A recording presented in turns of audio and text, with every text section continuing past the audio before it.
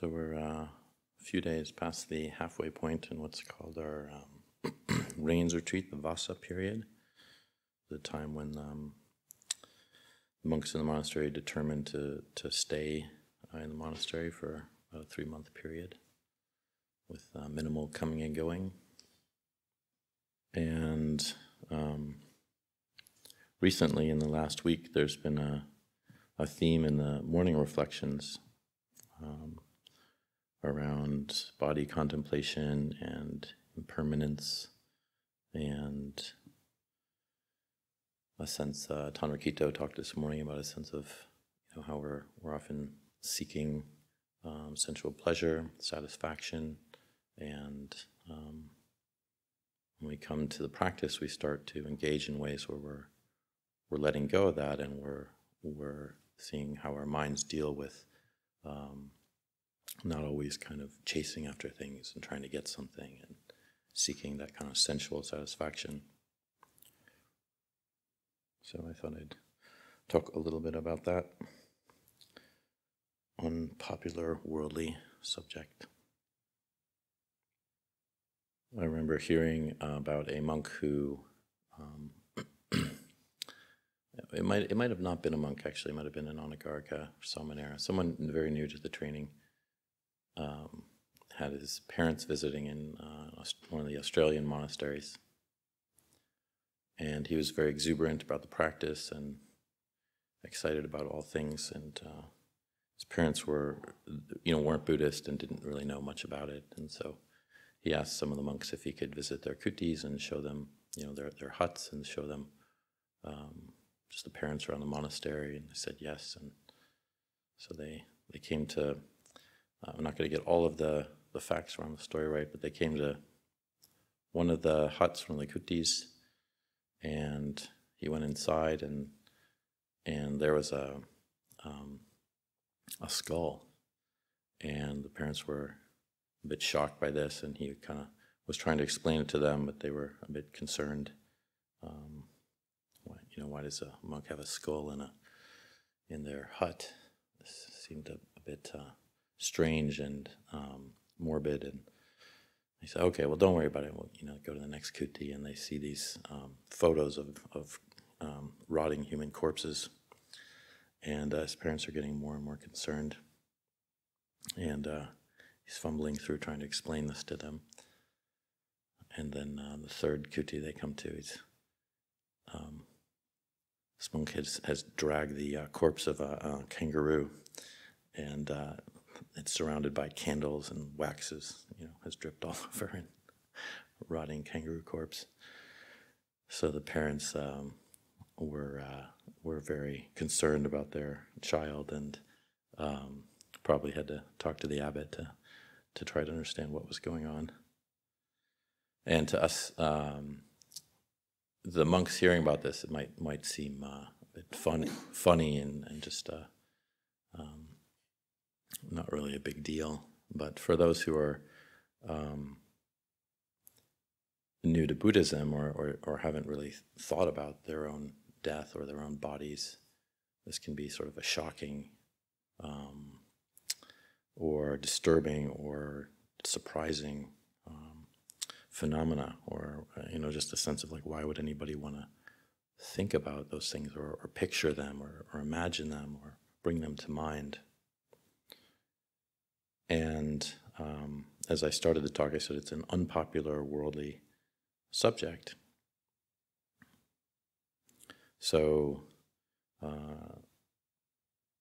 here we have some of us will be practicing some of these things, and I remember myself having an experience with fumbling through this as an anagarika when I had a friend visit, and a couple of friends, and my friend had recently gotten married, and I told him, if you really want to get to the core of the Buddhist teachings, you really want to focus on this asubha kammatthana, and just imagine your wife's liver, and contemplate that. What is that like? What is that? And he kind of shook his head and he said, I don't really want to contemplate that, actually. That was the last I saw him, actually.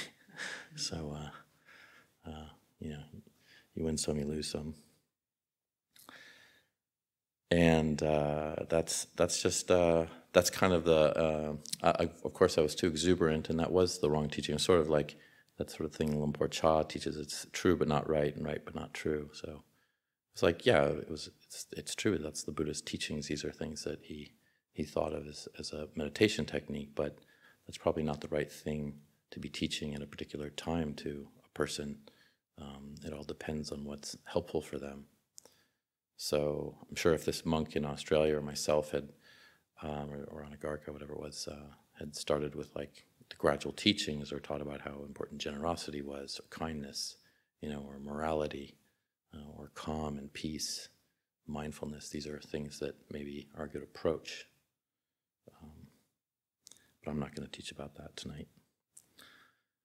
So this is coming up a bit because we are also going on a asubha trip. Asubha means unbeautiful in Pali, so subha is beautiful and asubha is unbeautiful. And the Buddha really encourages this contemplation of the unbeautiful, the sense of not always seeing what we think we're seeing as beautiful and permanent and everlasting, and seeing a different side to that, using our wise attention to kind of check our minds to see if we're kind of fooling ourselves, we're being ignorant. So this Monday, we're going to go down to San Jose and look at what's called the Body Worlds exhibit. So what's traditionally done for monks is they will have times they can actually, to practice this asubha contemplation, they can do something like stay in a cemetery, or more like a place where bodies are burned. In Thailand, that's more traditional, burn a body, and so that's something that can actually be observed in Thailand. And there is a place in the Wat Pananachat, which is the monastery for non-Thais. So it's anyone who's not from Thailand. The monks can go there, then start there, or the laymen can start their practice there and see if they want to become monks. But in there is actually a place where bodies will be cremated, and so one can view that. Here we don't have that opportunity so much. It happens a little bit every now and again when somebody dies, and then we can actually be part of that in a crematorium in Ukiah. But it's a bit unusual to be able to be around a corpse or something like that. And what a corpse allows us to see is sort of the death, but also there's the changing nature of the body. And the other thing that monks can do in this modern age is see an autopsy in Thailand. But we can't do that here. It's not allowed, unfortunately. Or at least we don't have the connections to get in.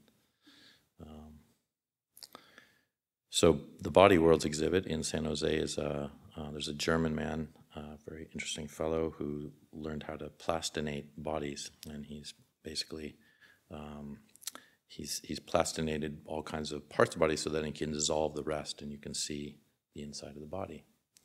All kinds of interesting ways to see the skin off of the body, and whether it's the muscles or the organs or veins, all of the parts of the body, nerves.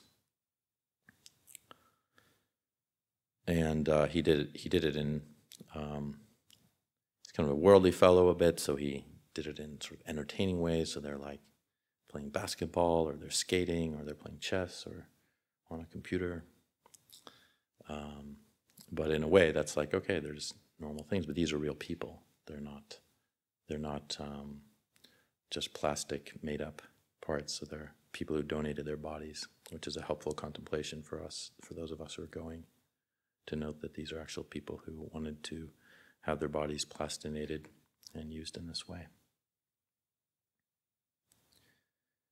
So the question is, why would we want to really expose ourselves to that? And is there any use for, is this just a monk's occupation and monks and nuns do this? Or is this actually something that everyone could benefit from? And if you're listening now and you're kind of thinking, oh, God, I don't want to hear about this, then this talk is for you. So the sense that we have is often that we don't want to hear about the impermanence of our bodies, the fact that we are all headed to the grave, and we don't have knowledge of when that's going to occur. And most of us will have hope. We have hope that we're going to last a while. I don't know many people who are hoping, I mean, unless you're very old and maybe ready for it, but most people are not hoping to, I can't wait till I get cancer. That's not the usual train of thought. It's usually the opposite. I hope I don't get cancer. I hope I don't die early. I hope I don't die painfully, and on the mind can go. But mostly what it does is just pushes off this topic of death, sickness, or a sense of like what the body is. You know, really an examination of what the body is. And when we really try to understand why it's important to think about our bodies, to contemplate them, I mean, this is what the Buddha actually said is foundational to our practice, is body contemplation. Whether that's focusing on our breaths, our breathing, or focusing on how we experience walking, or the four postures, or the elements, or we're actually focusing on thinking about our body parts and different aspects of our body, or even the Buddha had what's called corpse contemplation, where we actually imagine our corpse after we die changing form, going from all the way from, you know, just how we look now to then dust, but the gradual process through that. The reason that we do this and we focus on these and we contemplate them is because, as I've mentioned, we have a very usually unrealistic sense of our own bodies. And when we might look in the mirror, we want to see, we want to imagine there's not a change going on. If we do see change, a particular wrinkle or a mole, or we might see that there's some blemish on our skin, whatever it is, that's usually upsetting to us. Most people do not respond, nice, you know. Look at all the zits on my face. That's so awesome. It's not there. It's usually like, oh gosh, when will this go away? How can I take care of this? How can I decrease this? The loss of hair is another example of this. Nobody really celebrates hair loss. And so we're always trying to prevent it. We're always trying to usually figure out how to get younger, stay younger, look younger, or at least look the same and not get any older. And that's a very unrealistic sense of what's really happening with our bodies. And it points to an enormous amount of ignorance that a lot of us have. So I would say that for people who think that this isn't something worthy for them to contemplate, this is just for monks and nuns, and yeah, it's not true. It's very helpful for everyone to do this, because then as we're aging and getting older and we sicken, there's also contemplations on just sickness and the fact that we get sick and what that's like, or as we age and we start to break down. It's not a surprise to us. It's not something that we're afraid of. It's not something that we're fighting against in a way, and especially it's not something that, if we have penetrated this at all, that we feel shouldn't happen. And that's the tendency, is like, why is this happening now? Why do I have arthritis? And it's too early, and I don't want to have to deal with getting a new hip or or what it might be. And the more that we prepare for this, have a reality around, a sense of a reality around what it is that's happening with our bodies, then we feel right at home with the whole process. And eventually this can take us all the way to feeling comfortable with our own death. You know, we can feel comfortable with being sick. It doesn't, often when we're sick, the contemplation is, oh, this is just so annoying and I can't wait to get better, and when am I going to feel normal again and feel like I should feel, and rather than like, oh right, there is illness, and this is a good contemplation.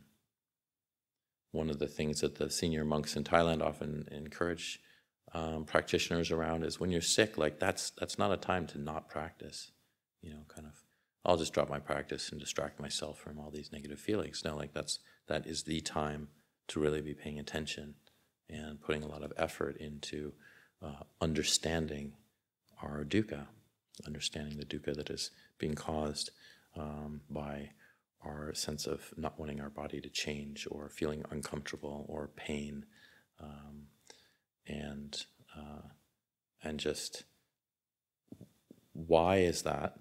Because usually for most people, unless somebody experiences a sudden death, the death process is somewhat gradual. You know, either a day or a few days or weeks or months of like a real severe decline in the body.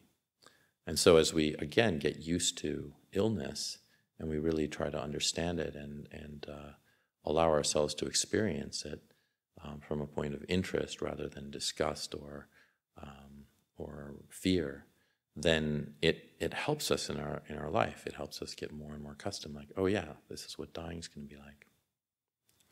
And you know, for myself, it's something that monks can.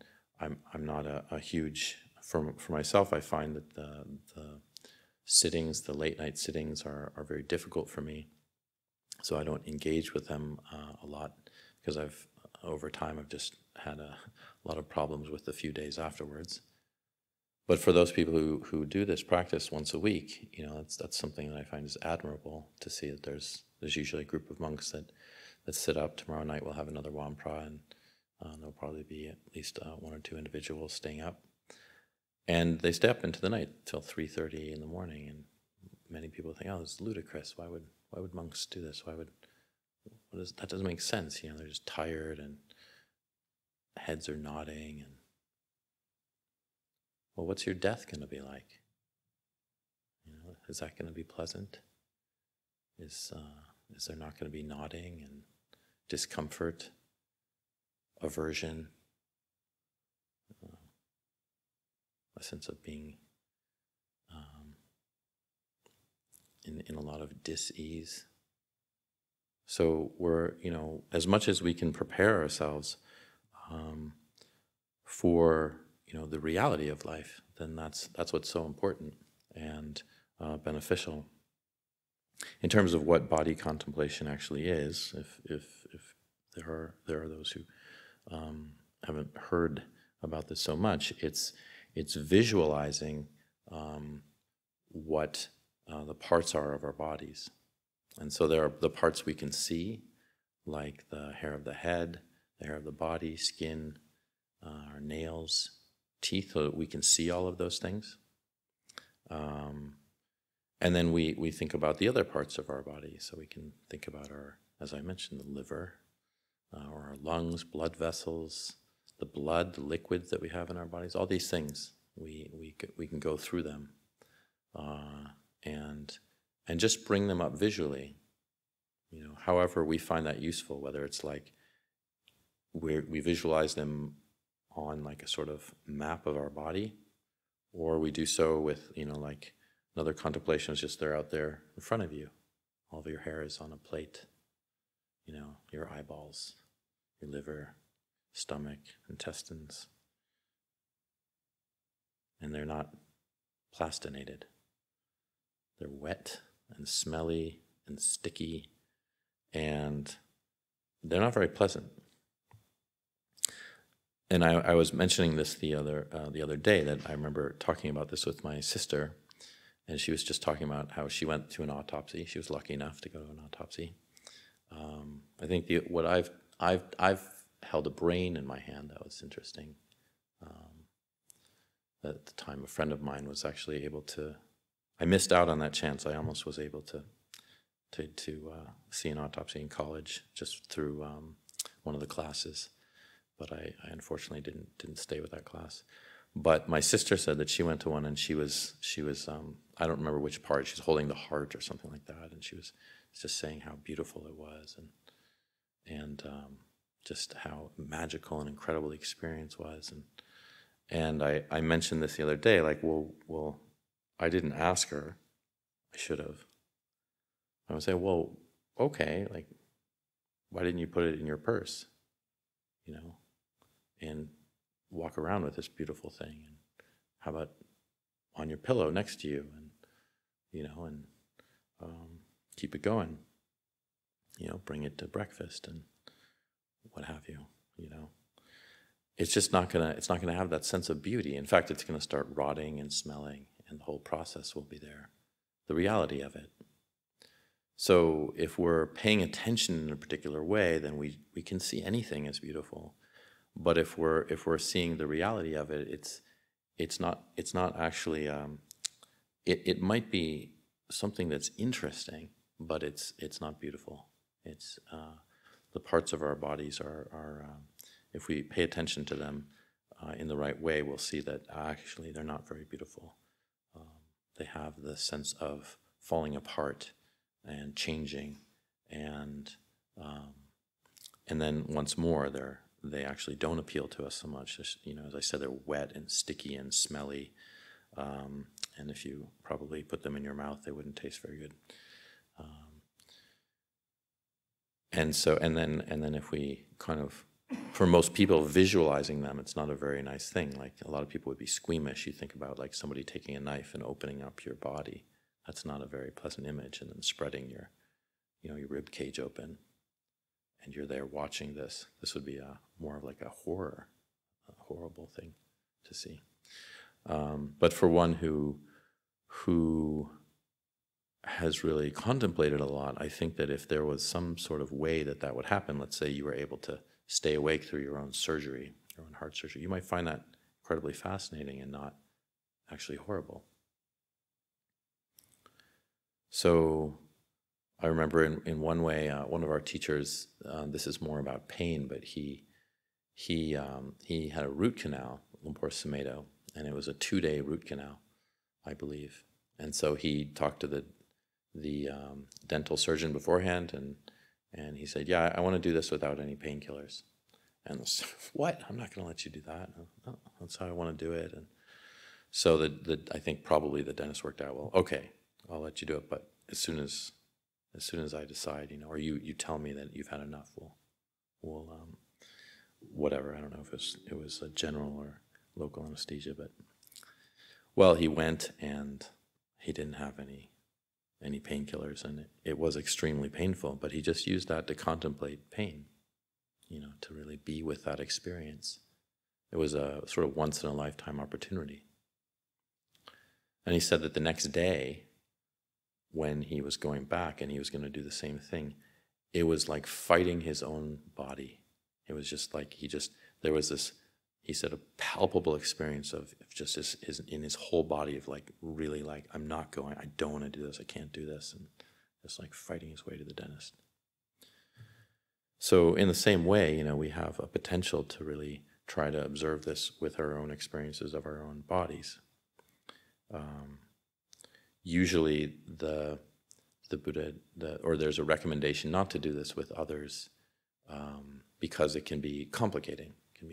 Especially when it's, if you try to practice it on, as I suggested to my friend, on his wife, you don't want to practice this usually on others at first. You have to get adept with it with yourself, so that there's not kind of confusing emotions when it deals with other people. Especially when it's involving the particular gender of the person who you have desire for or something. So it's not recommended in that way at first. So this contemplation goes just as I said. Is you say to yourself, hair of the head, hair of the body, and some monks, as I've mentioned, some monks and nuns will, any kind of practitioners will actually have some of these objects. They'll have hair, or if one is lucky enough to have a skull or something like that. These real things are hard to come by these days, like a real skeleton or skull. But still, we can imagine, we can try to use these as aids in our understanding, because you have to have some sense of an image. So also photos are helpful to see photos of or videos of autopsies. These are very helpful, or photos of just different organs, things like that. So we can actually get an idea of what it is, what it's like. And when we imagine these, we bring them up in our contemplation, then we're understanding these are within our own body, and we imagine them not as the kind of, as I've said, like this plastinated kind of, or a photo of them, but really like imagining the kind of moving quality of them, the wetness of them, you can imagine the smell, the things that are unattractive. And so this is balancing for us. I remember that I gave a similar talk about this years ago, and this person had come up to me and was very upset with the talk. Said, this was very harmful for me, and I think about my body a lot, and I judge myself about my body, and this was kind of very negative for me, and I understand that. I understand how that could be that way, but I think again that comes from a misperception or a misguided sense of looking at our own bodies and wanting them to be beautiful and putting a lot of value and weight on that, and then not seeing the consequence of that is what happened when I'm just describing the situation. The consequence is that was disturbing. It wasn't helpful for me, and that was harmful. But it's harmful because of the way that, if it is harmful, it's because of the way that we are particularly holding our bodies, and it's not truly harmful. It's we have been jostled from this misperception we have, and it is painful. Not harmful, but painful,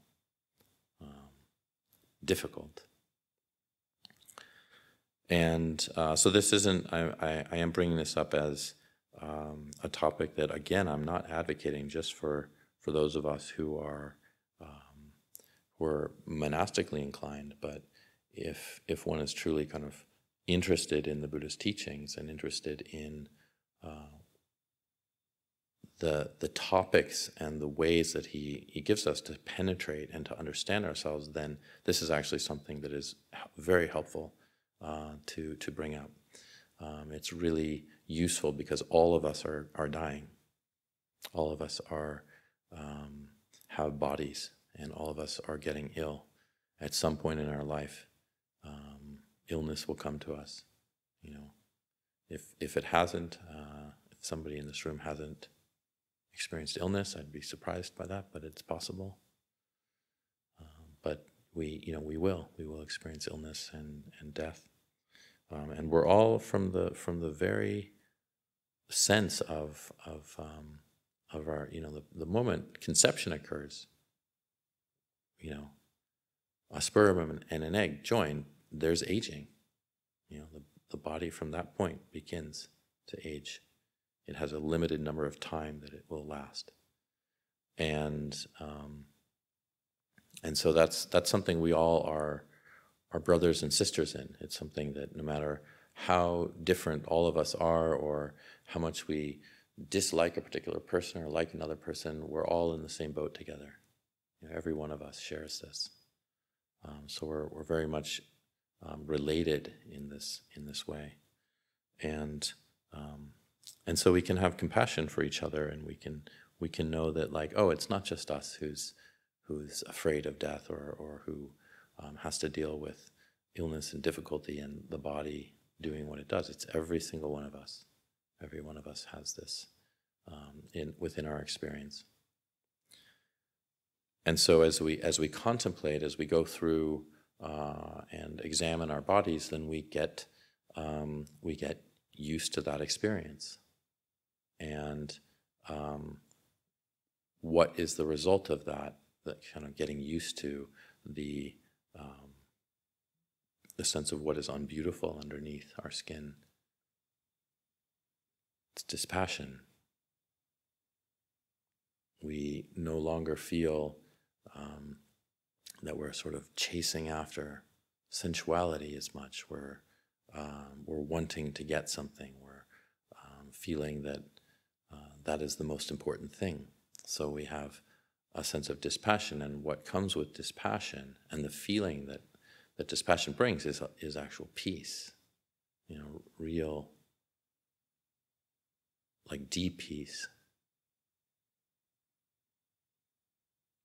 So if our minds are more turning towards disgust and aversion, that's not it. That's not actually correct. So we have to figure out that we're probably going in the wrong direction. The emotion that we want to more feel is a sense of a lacking of that kind of excitedness and passion and getting and looking for the next thing and being excited about our body or other people's bodies. And that's for anybody who's experienced that just a little bit of that effect. It's incredibly special, and it can really bring a lot of faith in terms of confidence, a sense of confidence in the Buddha's teachings, and also a sense of why this is so important. How dispassion can actually allow us to see clearly. As I was talking in tea time, it was like having that snow globe, and then when we experience dispassion, that snow globe, it's not being shaken up anymore. All the snow is kind of settling, and we feel very clear, and then we can discern more. We can understand, because our mind isn't given to so much ignorance, so much of a sense of being confused and agitated through our own passion, our own desires.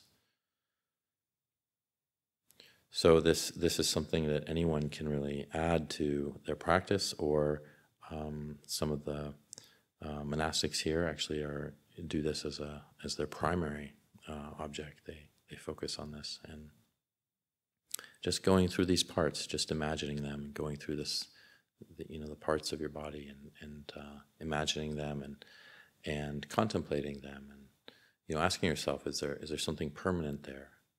Is there any me in any of these things? Where's the me in the liver or the brain? Which part of the brain has me in it? So it's it's just a very useful contemplation. We can just bring these parts of our bodies to mind, and traditionally it's called 32 parts of the body.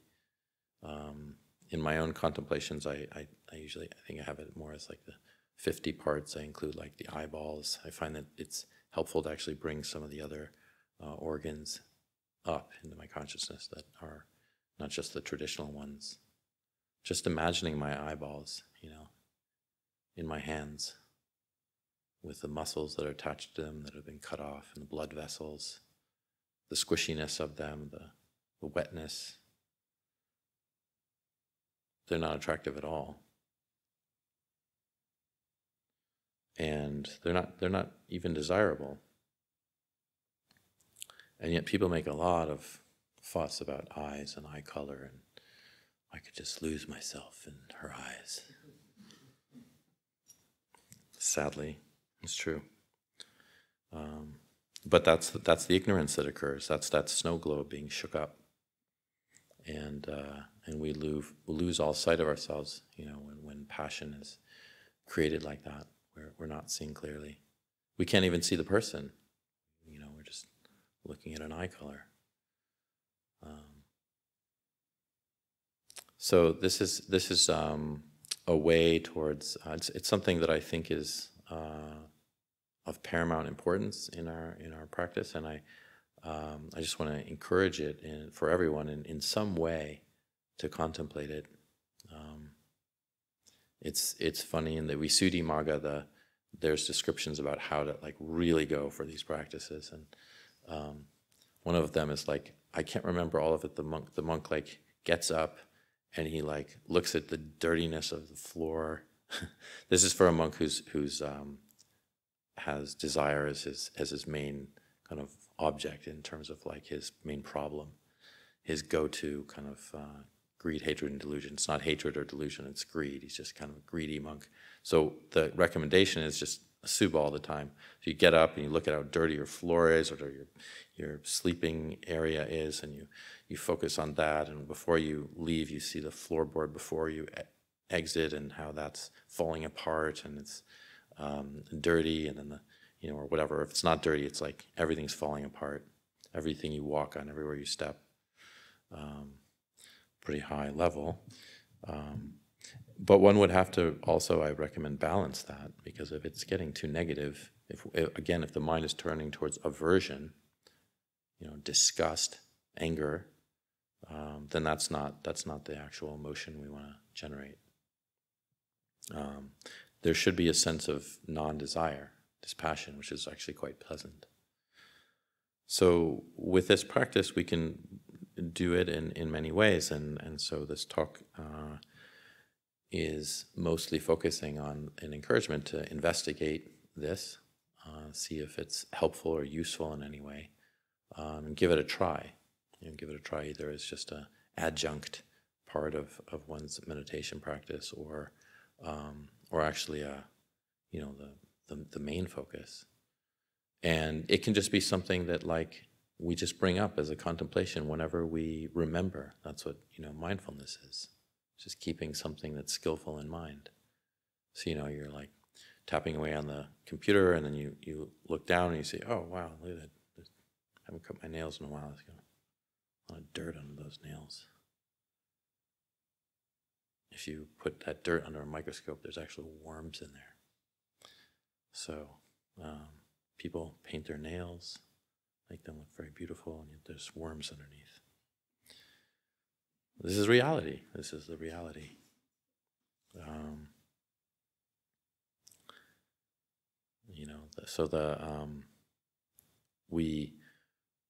We can have a greater sense of like what's real for us, rather than a painted picture. You think about like, really, like, it's kind of crazy. How much we beautify in our own experience just everything about what we do. I mean, all of us go to the bathroom, all of us go to the toilet, and we all know what we do in there. It's just not beautiful. It's not. And you don't usually see advertisements about it. You don't usually see things. They'll show maybe a toilet in an advertisement, but not a person on it. It's looking sleek and all new. But they don't show the excrement. Why not? It doesn't sell. So when we kind of start to think about these things, it's almost humorous. You really think about how much the world is painted with our beauty, our sense of beauty, our perception of beauty, and we just create that more and more. And we try to get new things and better things and clean things, and it's always, this beauty is just something that we're obsessed with.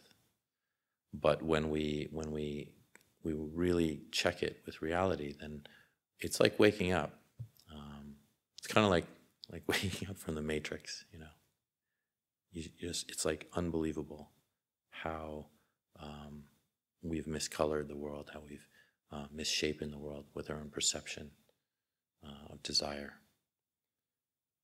and created this beautiful fantasy that doesn't exist.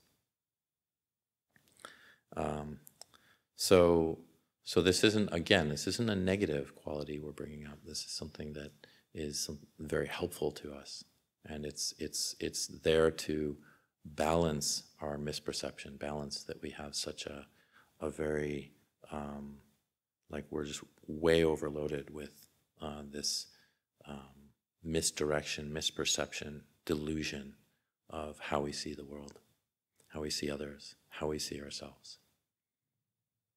So yeah, if this is useful for you, then please do bring it up. Don't just kind of get up off your seat and forget about the talk. There's probably something that's been useful there. And yeah, enjoy your asubha contemplation. Anyone?